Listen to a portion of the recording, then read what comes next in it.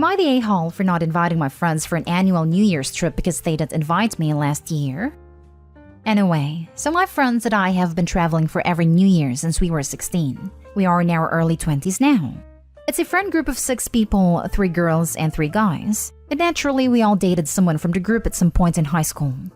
The guy I used to date and me broke up in 2020 but stayed friends. He found a new girlfriend a few months after that. Let's call her Amy. But I was okay with it and we all continued to hang out. Now New Year 2021 is coming up and we start to plan our trip. We were supposed to go to Greece. Usually, I'm the one talking to the agencies and trying to save as much money as we can. Everything is fine and going well until about a month before the trip. My now ex best friend comes over and tells me that Amy isn't comfortable with me going on a trip because everyone is coupled up and I was single. And given my history with her boyfriend, she felt awkward. I felt sorry because I never got the feeling that she didn't like me or anything. So I asked if that means that she's not coming or what. Turns out that she still wanted to come, just didn't want me there. I was kind of hurt by this, but even more when the rest of my friends agreed that maybe it would be better if I didn't come, so there would be no drama on the trip. Anyways, I didn't go, kinda stayed away from Amy and my ex since then, and stopped hanging out as much with all of them. Then not long ago, Amy and ex broke up, I don't know why. And now this year's trip is coming up. I already have plans with my roommates and we are going to Amsterdam, and when my friends learned about this, they just assumed they are coming with us as well. I told them that roommates and I are going alone, and if they want to go, they can plan it for themselves, but that this is not a group trip. It's petty, I know, but feels right to do to them what they did to me. Anyways, they called me some names and we had a fight. And now I'm starting to wonder if maybe I am in the wrong. I mean, I'm ending years-long friendship over some stupid trip, so am I the a-hole? Now for the top comments. Not the a-hole. Your friends ditched you for no good reason last year. If Amy was uncomfortable, she shouldn't have come. You aren't even as close anymore and don't owe them anything. Regarding ending your friendship completely, I think you should have a talk with them. I'm sure they've noticed your friendship has drifted in the past year. If they aren't receptive or apologetic, maybe it's time to let them go completely. Honestly, maybe it is time to let go of them. They don't think they are in the wrong, just me. And honestly, I might be the a-hole even, but I want them to see that they are too, not just me. You're not the a-hole. They had no problem excluding you from the previous trip. They're okay with throwing you, their years-long friend, under the bus for a new girl. You know where their loyalty lies, and it ain't you. Ditch them. Not the a-hole. They aren't really your friends either. They didn't mind hurting your feelings when it worked in their favor. Now they want to piggyback on your trip? Nope. Find some friends who will care about your feelings and stick up for you. If they had apologized earlier, I would feel differently, but what they did was rude and hurtful. Well, I really used to think that they did have my back, and we've been through a lot together, you know? Used to be 8 of us, but we lost 2 to self-harm, so the rest of us just kind of started to depend on each other. But seeing as someone new can replace me in their eyes hurts like hell. I had friends that I went through a lot with too. It sucks, but real friends wouldn't drop you like that. That is true. I'm starting to wonder that everything that happened was the only thing keeping us together all this time. Friendship is based on performance, not length of service. Next story. Am I the a-hole for refusing to drive my drunk friends after I wasn't invited to their party? Simple conflict. Lol. Scenario: university students. Some friends of mine used to throw big parties, but when they got too big, most people in our shared friend group were uninvited. Myself sometimes included. I didn't like trying to keep the party secret from our other friends, so I got really uninvited. I was upset at first, but now I don't really care. It's cliché, but I have more fun with the uninvited squad. However, I'm really close with Ray and she knows I'm responsible. When we used to go to parties together, I was the food picker-upper. Last night she crept away from a baking session, claimed to be tired, and lo and behold, wound up at a party at 1 a.m., which I found out when she texted me asking if I was sober. I said yes, but refused when Ray asked if I could drive. She replied, "But we're drunk and we want food. We're at Alex's, party host." I told Ray I didn't feel like picking up food for a party I wasn't invited to, but if she needed to walk home or to our house in Complex to pick up some crappy campus food, I'd drive. But to say so soon because I was going to bed. Drama. At this point, her boyfriend took her phone, I'm told, and texted that it was a prick move to leave my drunk friends and it was my responsibility to make sure they were safe and didn't die or get arrested. I texted Ray to think ahead next time she went to a party. Good night. This morning was sort of tense. I wasn't angry except for that one text from boyfriend. Ray came up and said we ended up getting somebody sober to get us food, and I alluded to the text. She said her boyfriend texted it, but it sounds like she agrees with him. They're a little salty I wouldn't drive. So am I the a-hole for refusing to help them out? I feel like they might be right, that I should care for my compromised friends, and it was irresponsible of me to be passive, knowing they were drunk and wanted to drive somewhere. However, I've been drunk with them before and they've always understood not to drive drunk. And I think I don't owe them because why should I help out their secret parties that I wasn't invited to? Oh, also I think this is important information. The place we throw the parties is a 3-minute walk from our housing complex. You can get back and forth easily without driving. Also, food delivery services don't work on our campus. Not today, Hall.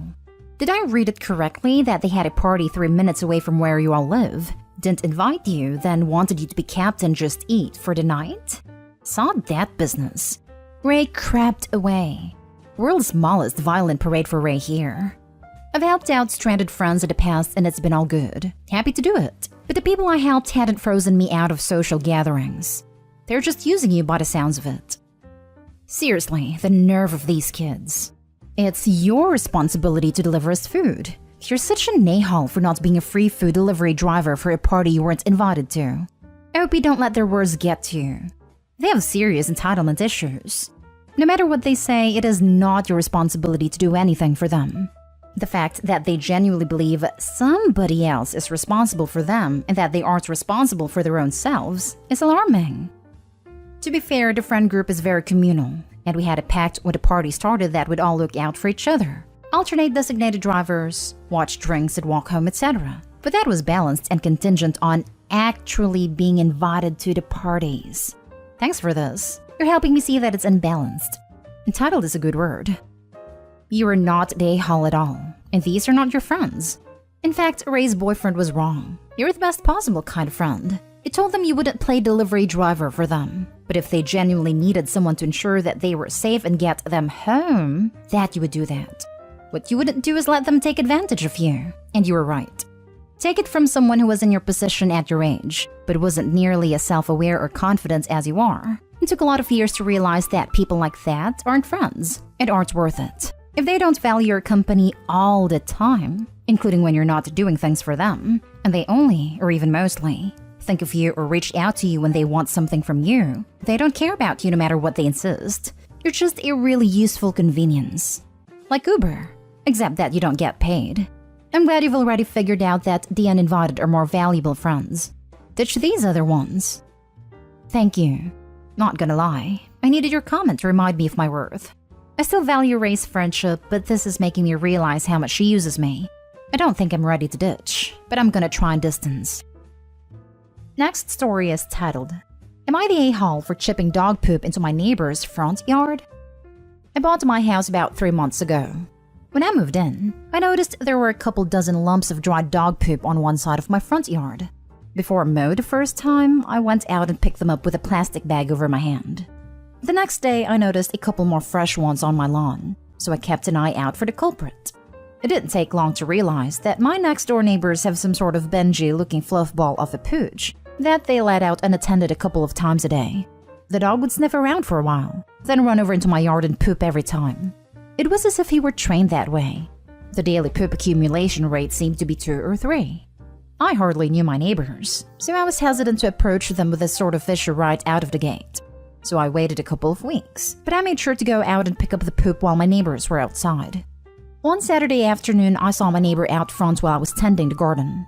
I said hello and started a simple conversation.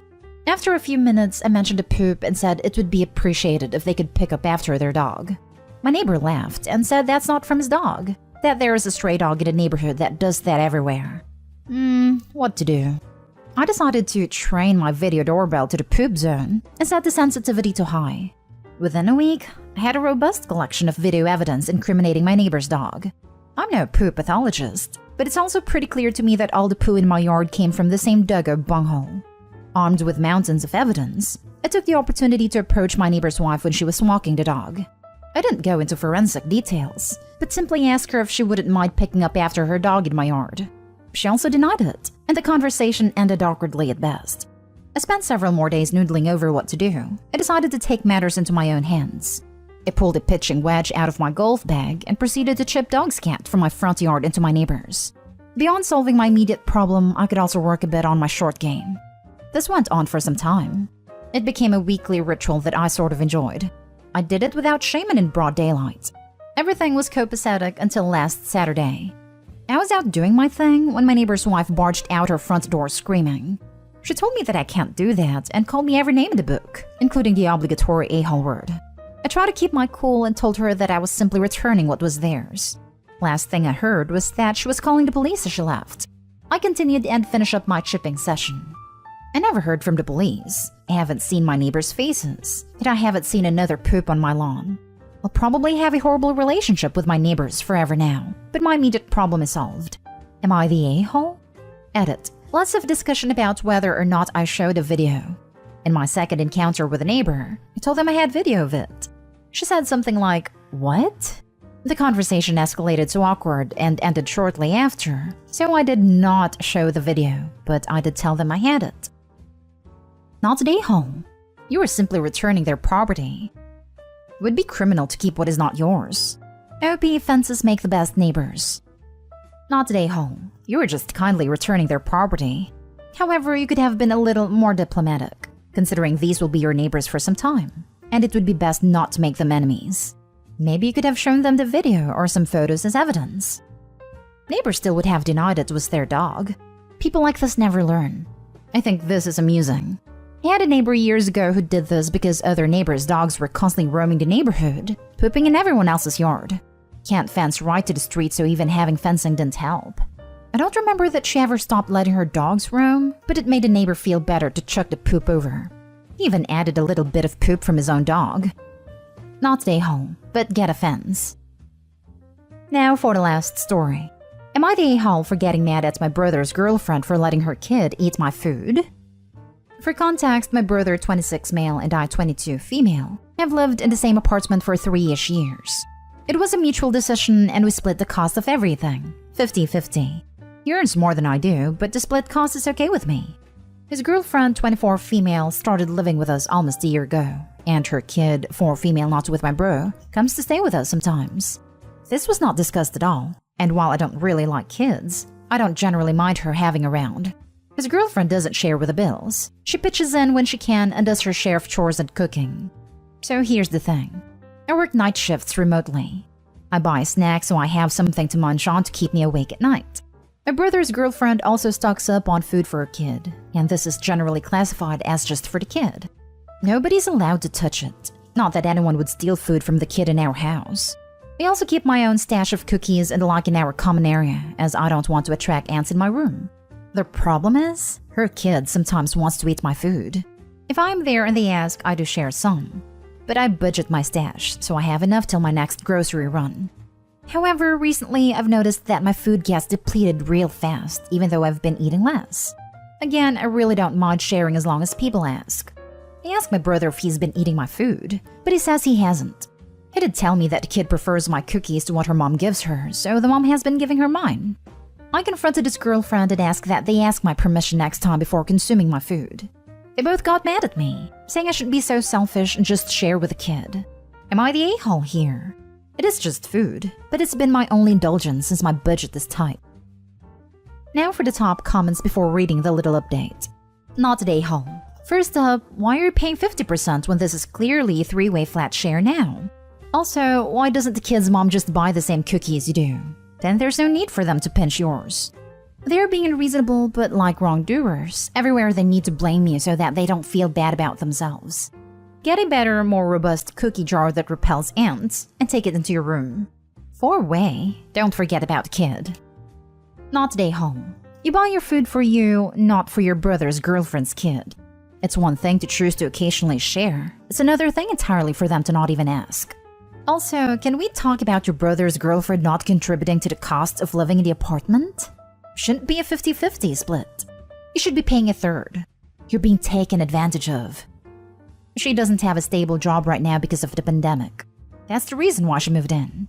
She does a lot of the chores, since I sleep a lot during the day due to work schedule and can't help much outside of my days off, so I count that as her contribution. And now for the update. I seriously appreciate all your concern. I'm working up the courage to have a sit-down talk with them on my next day off, so we have time to hash things out. I have spoken to my mom about the situation, and she is willing to take me back in since I'm working remotely anyway. Mom is living alone now, and is not comfortable letting me live alone again because of a medical condition. I broached the subject with my brother previously, after girlfriend started staying over more, but he didn't agree. He's been a good brother to me, and has taken the responsibility to check on me because of said medical condition. I'm by no means a burden, just that I tend to not tell anyone if I'm not feeling alright, and try to carry my own weight myself so as not to burden the family. 50-50 split. This is me trying to make it up to my brother, as he also willingly offered to live with me after I was hospitalized before. He also has the bigger room because of the same reason. Chores. I make little to no mess in our common area as I keep to my room often. I do my own dishes most of the time. The girlfriend picks up after my brother, who only does heavy lifting but not the little chores like sweeping, cooking, etc. Cookie jar. I have books in my room, which is why I'm wary of ants/bugs. But looking for a cookie jar in our next run. We generally only do big batch groceries as cases are still high where we are, and we can never be too careful even if we are well vaccinated. Except the kid, of course. I was really just wondering if I was an a-hole for getting worked up over cookies, but I'm so grateful for the great advice and concern I've received.